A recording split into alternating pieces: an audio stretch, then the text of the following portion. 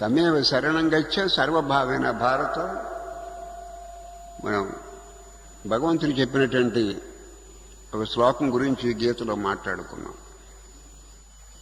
అంటే భగవంతుడు ఏం చెప్తున్నాడంటే, ఈశ్వరుడు మనకు అంతర్యామిగా ఉన్నాడు, హృదయంలో ఉన్నాడు.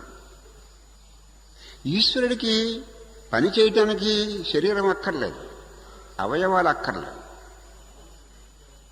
నోరు లేకుండా మాట్లాడగలడు, కాళ్ళు లేకుండా నడవగలడు, చేతులు లేకుండా పని చేయగలడు.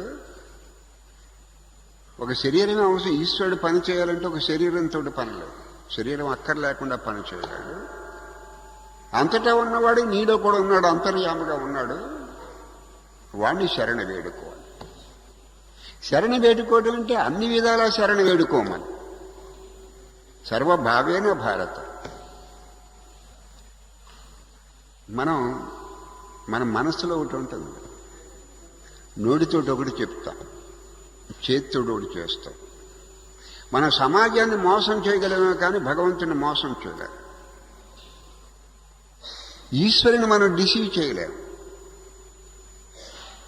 ఏం చేద్దంటే అంతటా ఉంటానే కదా, మన హృదయంలో కూడా ఉన్నాడు, అంతర్యామిగా ఉన్నాడు. గుళ్ళో ఉన్న దేవుడు పాక్షిక సత్యమే, ఇక్కడున్న దేవుడు అబ్సల్యూట్. నేను దేహాన్ని అనుకోవటం ఎంత సత్యమో గుళ్ళో ఉన్న దేవుడు కూడా అంతే సత్యం. కానీ ఇక్కడ అలా కాదు. అంతటా వ్యాపించిన వస్తువే సర్వశక్తివంతుడు, సర్వజ్ఞుడు, అంతటా వ్యాపించినటువంటి సద్వస్తువే మన హృదయం అంతటా ఉంది. మన హృదయం కూడా అంతర్యామిగా ఉన్నాడు. నువ్వు ఆ ఈశ్వరుణ్ణి శరణాగతి చెయ్యాలి. లోపల ఈశ్వరుడు ఉన్నాడు, వాడికి శరణాగతి చెయ్యి అని. శరణాగతి చేయటం, అన్ని విధాల పని చేయటం, అన్ని విధాలు సర్వభావేన భారత అంటే నువ్వు త్రికరణ శుద్ధిగా ఆశ్రయించు. మనం ఏదైనా ఏ పని చేసినా సరే, లోకానికి సంబంధించిన పని చేసినా సరే త్రికరణ శుద్ధిగా చేయాలి. త్రికరణ శుద్ధిగా కనుక మనం ఆ పని చేస్తే, లోకానికి సంబంధించిన పని చేస్తే అది కూడా యోగం అవుతుంది.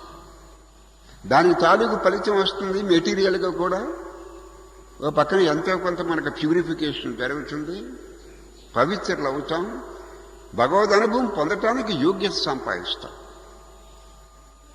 పనిలో త్రికరణ శుద్ధిగా ఉండాలి.